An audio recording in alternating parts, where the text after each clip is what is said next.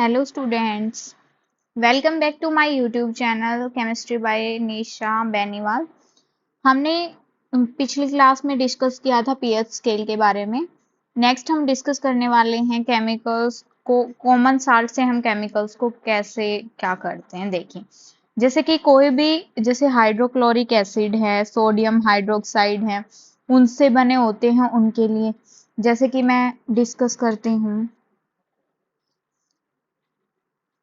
जैसे hydrochloric acid है, उसमें जब NaOH डालते हैं, सोडियम हाइड्रोक्साइड जब मैं डालती हूँ तो क्या बनता है, NaCl प्लस H2O। ये जो NaCl है, ये एक न्यूट्रल साल्ट है, न्यूट्रल सॉल्ट, जो कि फूड में यूज होती है। जैसे हम खाने का जो नमक यूज करते हैं उसमें यूज होती है, और also use as a raw material for chemicals. Okay, अब नेक्स्ट मैं बताती हूँ आपको रॉक साल्ट क्या होती है। देखिए, जो सी वाटर होता है ना, उसमें कुछ साल्ट्स है ना, मतलब कि उसमें सी वाटर होता है, वो खारा होता है, आपको सभी को पता है। तो उसमें क्या होता है कि कॉमनली वहां पे सॉल्ट्स प्रेजेंट होती हैं। ज्यादातर क्या होता है उसमें, सोडियम क्लोराइड NaCl प्रेजेंट होता है। जब ये जो समुद्र का पानी होता है ना, वो सूख जाता है ना, तो क्या होता है उसमें, जो सोडियम क्लोराइड है उसके क्रिस्टल्स होते हैं ना, वो बड़े बड़े क्रिस्टल ब्राउनिश कलर के, उनको बोलते हैं हम रॉक साल्ट। जैसे कि पानी है वो सूख गया, तो उसके नीचे जो सॉल्ट के ब्राउनिश कलर के टुकड़े टुकड़े बच जाते हैं, उनको हम रॉक सॉल्ट बोलते हैं। और जैसे कि एक दांडी मार्च करके, कोई महात्मा गांधी ने कोई सत्याग्रह भी किया था नमक, उसके लिए 1930 में दांडी मार्च यात्रा की थी। दांडी मार्च यात्रा की थी कोई, कनेक्शन, सॉरी,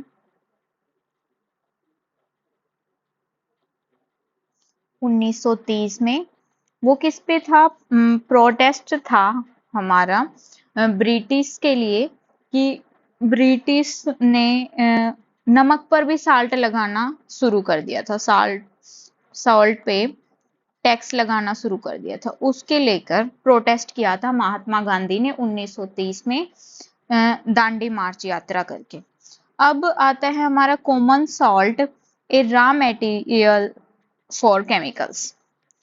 अब जैसे कि मैंने एक डिस्कस की है आपको, NaCl है, ठीक है।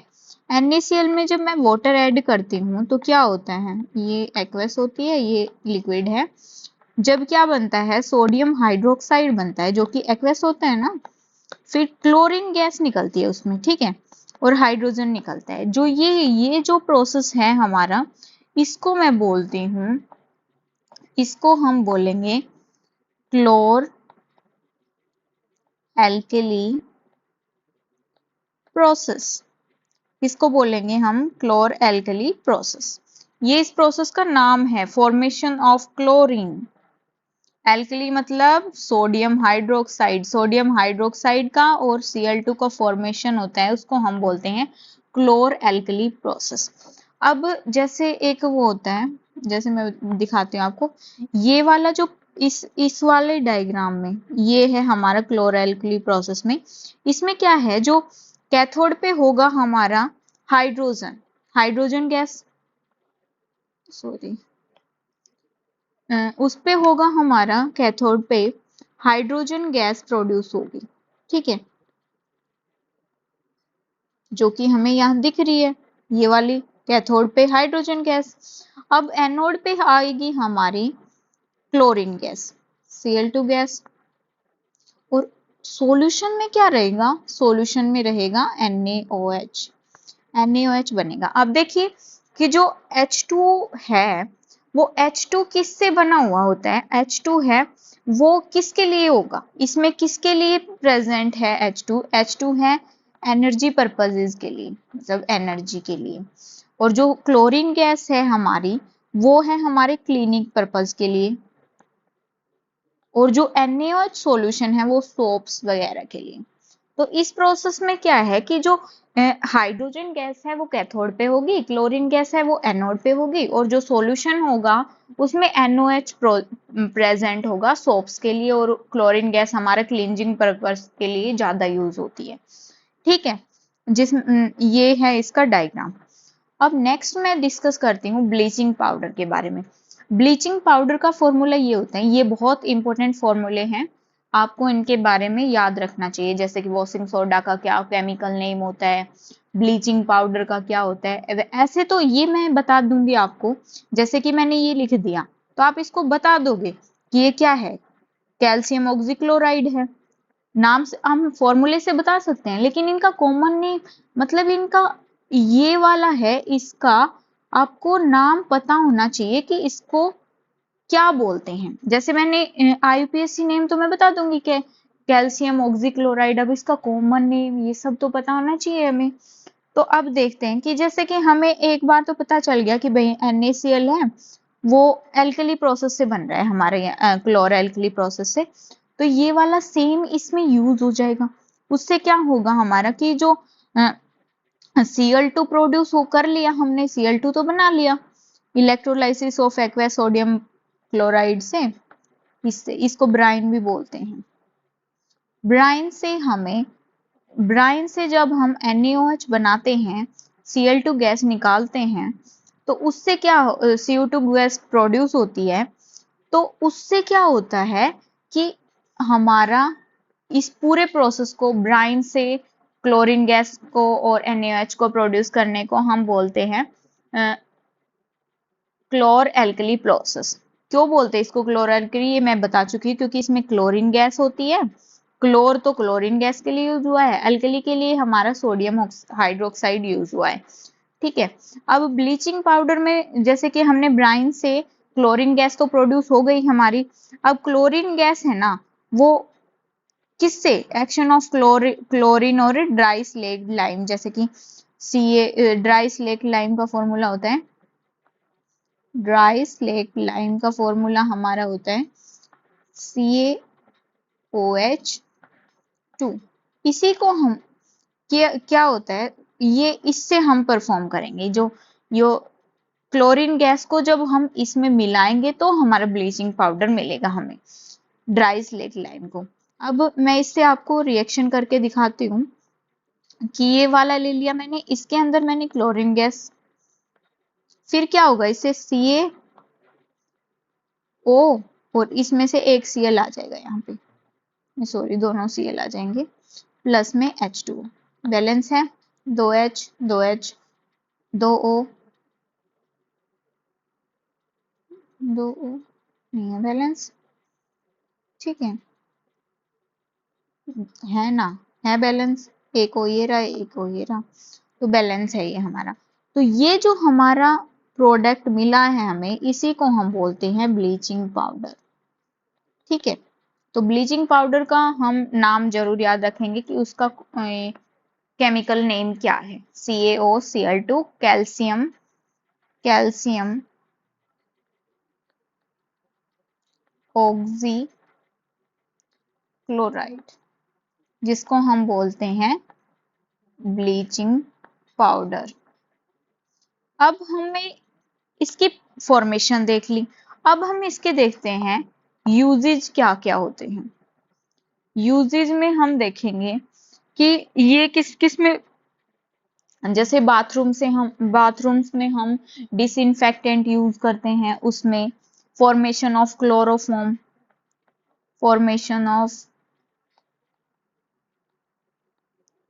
क्लोरोफॉर्म में यूज होता है।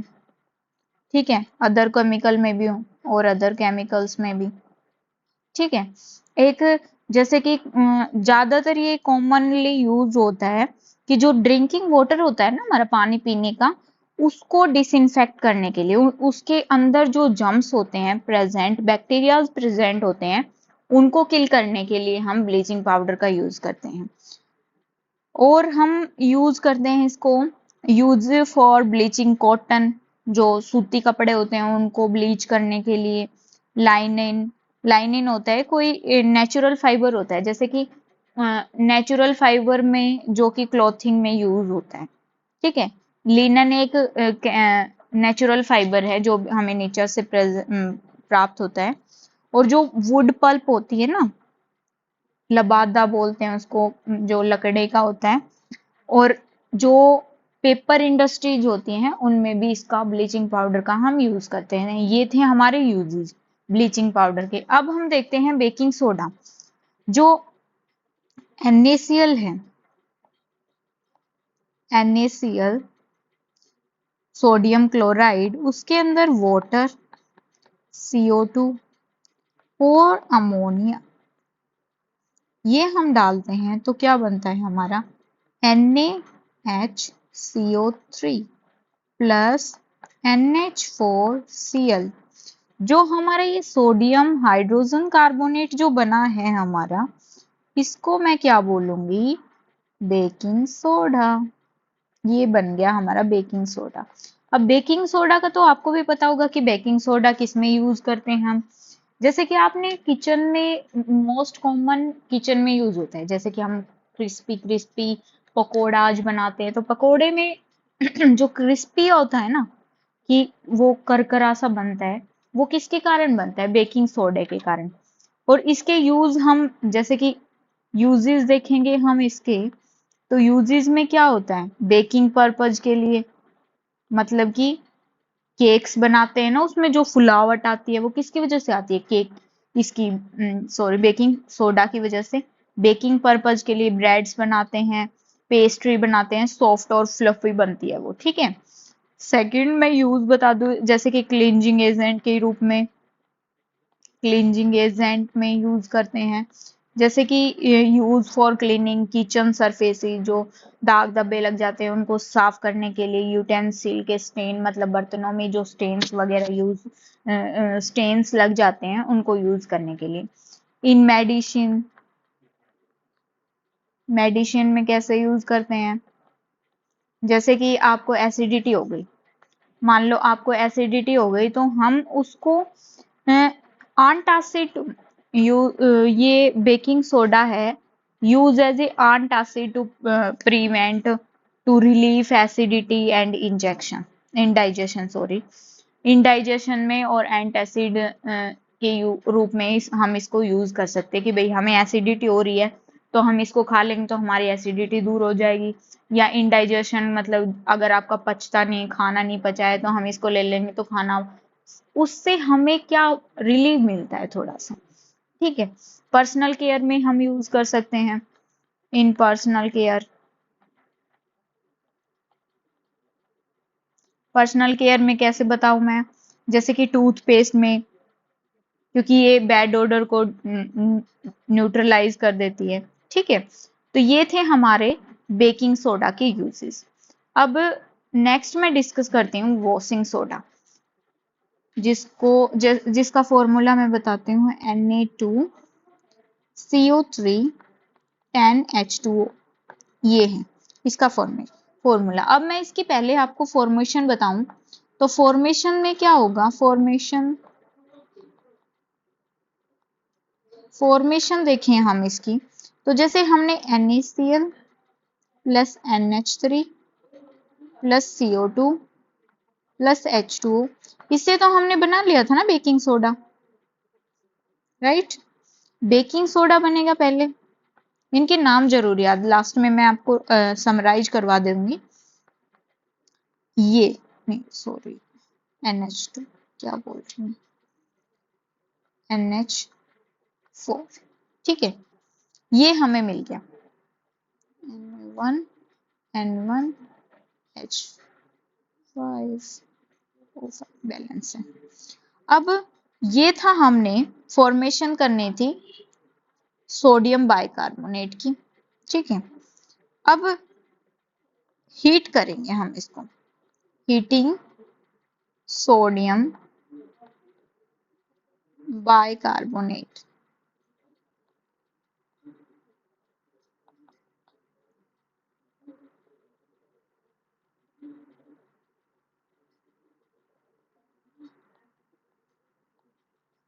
सोडियम बाइकार्बोनेट को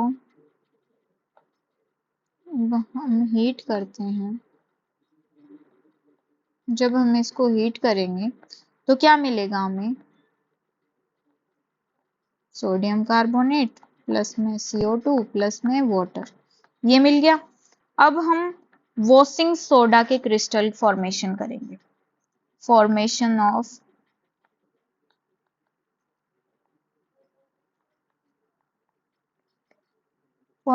ऑफ वॉशिंग सोडा क्रिस्टल। ठीक है, कैसे बनाएंगे हम इसको? जैसे कि जो हमें ये मिला था,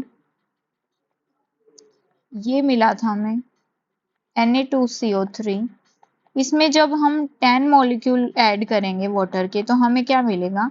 Na2CO3 10H2, ये मिला। जब हम एनहाइड्रस सोडियम कार्बोनेट में जब मैं 10 मॉलिक्यूल ऐड करती हूँ वाटर के, डिजोल्व करती हूँ, रिक्रिस्टलाइज्ड हो जाता है टू फॉर्म वॉशिंग सोडा। ये हमारा वॉशिंग सोडा हो गया। अब मैं इसके यूजेस बताती हूँ आपको कि इसके यूजेस क्या होते हैं। यूजेस इसमें जैसे कि it used in glass, paper industries में भी यूज कर सकते हैं हम इसको। मैन्युफैक्चर करते हैं, जैसे इसमें सोडियम है तो सोडियम कंपाउंड के मैन्युफैक्चर में भी यूज कर सकते हैं हम इसको। क्लींजिंग एजेंट के रूप में, क्लींजिंग एजेंट के रूप में। और एक सबसे इम्पोर्टेंट जो इसका यूज है वो है for removing permanent hardness of water. ये है बहुत इम्पोर्टेंट इसका यूज है ये। और जैसे कि डोमेस्टिक पर्पस के लिए क्लींजिंग एजेंट के रूप में, ये तो हो गया हमारा। Manufacture of sodium compounds, manufacture of sodium compounds, इनमें यूज होता है ये हमारा। नेक्स्ट मैं देखती हूँ कि क्या ये जो क्रिस्टल्स होते हैं साल्ट्स के, वो रियल में ड्राई होते हैं? जैसे हम नमक देखते हैं वो ड्राई ड्राई लगता है हमें, तो जो नमक के जो क्रिस्टल्स बन जाते हैं वो क्या वास्तव में ड्राई होते हैं? उसका हमें वो देखना है कि ये रियल में ड्राई होते हैं या नहीं। जैसे कि क्रिस्टल होते हैं ना जो साल्ट के, उनमें वाटर मॉलिक्यूल होता है लेकिन उनमें वो कंप्लीटली ड्राई नहीं होते। उनमें वाटर होता है लेकिन वो कंप्लीटली ड्राई नहीं होते। इसी को हम क्या बोलते हैं? Water of crystallisation. इसी को हम बोलते हैं कि भाई जो क्रिस्टल्स होते हैं उनमें थोड़ा बहुत वाटर होता है। जब साल्ट को हम गर्म करते हैं तो वो क्या कर देता है कि उसका जो पानी है वो पानी छोड़ देता है और उसका कलर चेंज हो जाता है। उसको हम बोलते हैं वाटर ऑफ क्रिस्टलाइजेशन। तो इसकी एक प्रॉपर्टी ये भी हो जाएगी, वाटर ऑफ क्रिस्टलाइजेशन पता चल गया क्या है कि crystals of salt contains water molecule.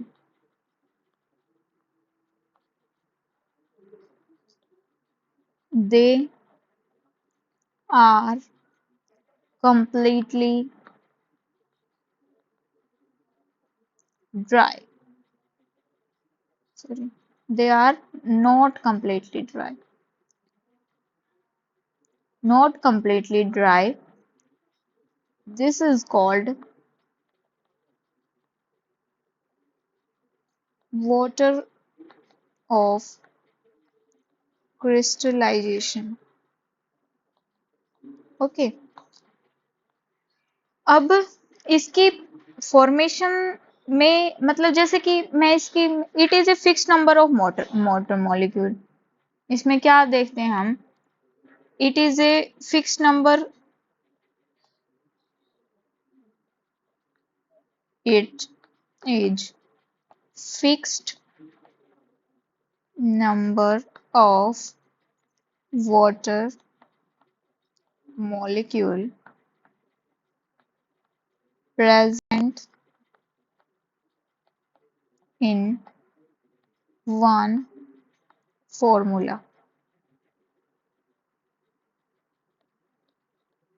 present in one formula, unit of salt. Okay, जैसे कि मैं एग्जांपल लेती हूँ, CuSO4 5H2। इसमें देखो 5 क्रिस्टल हैं वाटर की। अब हम इसमें क्या बोल सकते हैं कि इसके फिक्स्ड नंबर हैं, ये वाटर मॉलिक्यूल के फिक्स्ड नंबर हैं। तो ये है हमारे वाटर ऑफ क्रिस्टलाइजेशन के एग्जांपल। जैसे जिप्सम को एग्जांपल ले लूं, जिप्सम का फॉर्मूला होता है CaSO4 2H2O। तो इसमें क्या है, 2H2O है, मतलब फिक्स्ड नंबर है, इसके 2 ही मोल होंगे वाटर के। ओके, अब वाटर ऑफ क्रिस्टलाइजेशन हमारा हो गया। अब नेक्स्ट मैं देखती हूँ प्लास्टर ऑफ पेरिस के बारे में। प्लास्टर ऑफ पेरिस में हम क्या डिस्कस करेंगे कि प्लास्टर ऑफ पेरिस में देखो, जैसे कि जिप्सम का फॉर्मूला बताया था मैंने आपको। जिप्सम में क्या था, जिप्सम का फॉर्मूला लिखूंगी मैं CaSO4 2H2O। अब ये कैसे ऑब्टेन होता है, it is obtain by heating gypsum. Gypsum को हीट करेंगे हम एट 373 केल्विन, जब जाके हमें क्या मिलेगा, हमारा प्लास्टर ऑफ पेरिस मिलेगा, सॉरी प्लास्टर ऑफ पेरिस मिलेगा। जैसे कि मैं इसकी रिएक्शन दिखाती हूँ आपको। रिएक्शन कैसे होगी, जैसे कि ये जिप्सम है, इसको मैं हीट करती हूँ 273 केल्विन पे, तो हमें क्या मिलेगा कि हाफ H2O प्लस 3/2 H2। ठीक है, इन दोनों को ऐड करके देख लेना, 2 मॉलिक्यूल बनेंगे। ठीक है, ये 2 मॉलिक्यूल हैं, तो ये हमारी बैलेंस्ड है इक्वेशन। जो ये हमारे पास मिला है हमें, ये क्या है, हमारा प्लास्टर ऑफ पेरिस। ये है हमारा plaster of Paris.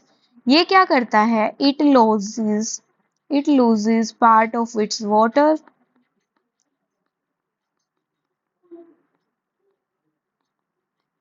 and form calcium hemihydrate. Hemi मतलब हाफ, हेमीहाइड्रेट। ओके, फिर हम इसकी फॉर्मेशन हमने देख ली है कि फॉर्मेशन क्या होती है। फॉर्मेशन हमारी ये है, ये वाले। नेक्स्ट हम देखते हैं इसके यूजेस। यूजेस क्या होंगे कि जो ये प्लास्टर ऑफ पेरिस है, पीओपी है, वो is used for making molds, statues and एक मोस्ट इंपोर्टेंट यूज होता है, आपने सुना होगा, प्लास्टर हो रखा है इसकी। जब हमारी कोई हड्डी टूट जाती है तो उसको हम प्लास्टर करवाते हैं, तो वो क्या होता है इसमें, वो उसमें यूज होता है ये, फॉर सेटिंग